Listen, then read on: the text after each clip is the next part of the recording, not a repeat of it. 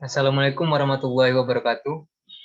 Perkenalkan, saya Abdul Takin dengan NIM F1D118007, program studi Teknik Pertambangan Universitas Jambi. Baiklah, di sini saya akan membahas lampiran ke-14, yaitu Peraturan Menteri Energi dan Sumber Daya Mineral Republik Indonesia Nomor 7 Tahun 2014 tentang pelaksanaan reklamasi dan pasca tambang pada kegiatan usaha pertambangan mineral dan batubara.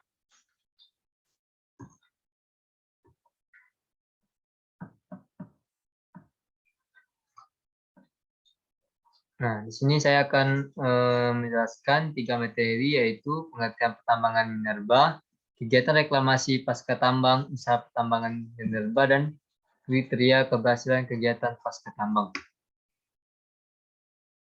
Yang pertama, pengertian pertambangan minerba.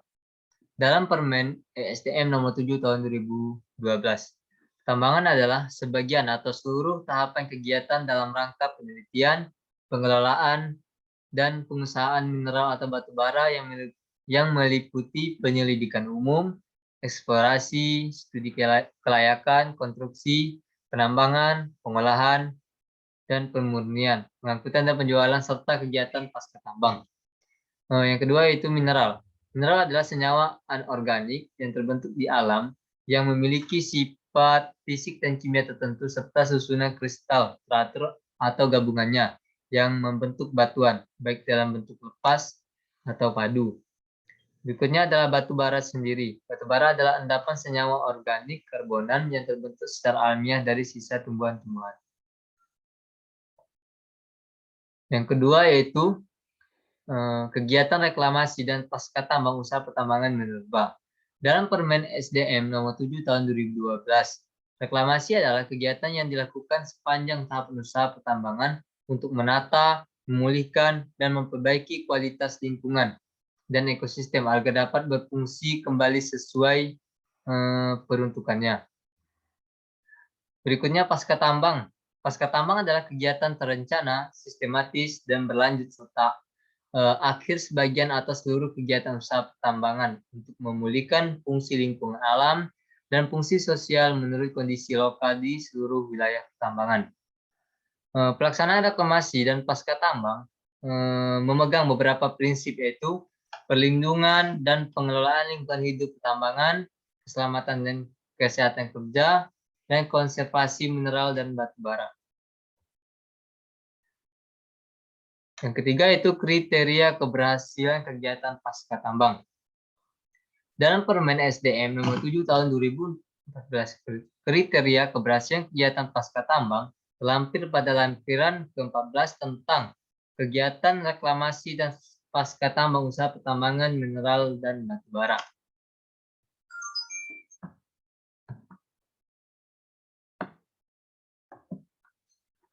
Kegiatan reklamasi yang pertama itu tapak bekas tambang. Objek kegiatan yaitu pembongkaran fasilitas tambang, reklamasi lahan bekas fasilitas tambang, pembongkaran dan reklamasi jalan tambang, reklamasi tambang permukaan, reklamasi lahan bekas kolam pengendapan, dan pengamanan semua lahan bekas tambang dengan sistem tambang bawah tanah yang berpotensi bahaya terhadap manusia. Di antaranya ada SAP, Raistop, Adit, Deklan, Tanet, dan lain-lain. Standar keberhasilan rencana pasca tambang yang pertama itu fasilitas tambang sudah dibongkar seluruhnya sesuai rencana dalam dokumen RPT. Yang kedua, lahan telah terrealisasi direklamasi seluruhnya sesuai rencana dalam dokumen RPT. Jalan tambang sudah dibongkar dan direklamasi seluruhnya sesuai rencana dalam dokumen RPT. Lahan telah direalisasi direklamasi seluruhnya sesuai rencana dokumen dalam RTP. Lahan telah terrealisasi, direklamasi seluruhnya sesuai rencana dokumen dalam RTP, dan seluruh bukaan tambang telah dilakukan pengamanan sesuai dengan rencana dalam dokumen RTP. Berikutnya yaitu fasilitas pengolahan dan atau pemurnian. Objek kegiatannya adalah pembongkaran fasilitas, pengolahan atau pemurnian, reklamasi lahan bekas fasilitas pengolahan atau pemurnian, reklamasi lahan bekas kolam, tiling, dan upaya stabilisasinya, reklamasi lahan bekas timbunan komoditas tambang, dan pemulihan atau remediasi tanah yang terkontaminasi bahan kimia, minyak, serta bahan berbahaya dan beracun, dan limbah bahan berbahaya lainnya. Yang ketiga yaitu fasilitas penunjang. Objek kegiatan yaitu reklamasi lahan bekas landfill, pembongkaran sisa bangunan, transmisi listrik, pipa, pelabuhan, dan fasilitas lainnya. Reklamasi lahan bekas bangunan, transmisi listrik, pipa, pelabuhan, udara atau air, dan fasilitas lainnya. Pembongkaran peralatan, mesin, serta tangki bahan bakar minyak dan pelumas. Penanganan sisa bahan bakar minyak pelumas serta bahan kimia. Semua reklamasi ini sesuai dengan rencana dalam RTP.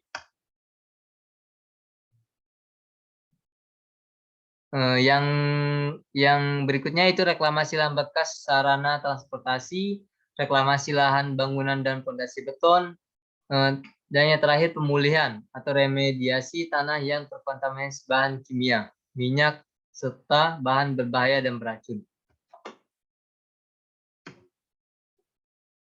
Yang keempat yaitu pengembangan sosial, budaya, dan ekonomi. Standar keberhasilan rencana pasca tambang yaitu dilaksanakan sesuai dengan program yang telah ditekam dalam rencana pasca tambang. Yang kelima adalah pemeliharaan. Yang keenam yaitu kegiatan reklamasi yaitu pemantauan. Objek kegiatannya yaitu kualitas air permukaan, kualitas air laut, kualitas air tanah, kualitas udara, kebisingan, serta kualitas tanah. Nah, standar keberhasilan rencana pasca tambang pemantauan yaitu objek kegiatan berikut.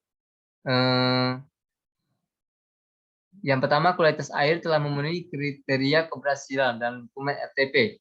Kualitas air telah memenuhi kriteria keberhasilan dalam dokumen RTP. Kualitas air permukaan telah memenuhi kriteria keberhasilan dalam dokumen RTP. Kualitas udara permukaan telah memenuhi kriteria keberhasilan dalam dokumen RTP. Tingkat kebisingan telah memenuhi kriteria keberhasilan dalam dokumen RTP, dan yang terakhir yaitu kualitas tanah telah memenuhi kriteria keberhasilan dalam dokumen RTP. Baiklah, mungkin hanya itu yang dapat saya sampaikan mengenai lampiran 14 Peraturan Menteri Energi dan Sumber Daya Mineral Republik Indonesia Nomor 7 Tahun 2014 tentang pelaksanaan reklamasi dan pasca tambang pada kegiatan usaha pertambangan mineral dan batu bara. Kurang lebihnya mohon maaf. Saya akhiri. Wassalamualaikum warahmatullahi wabarakatuh.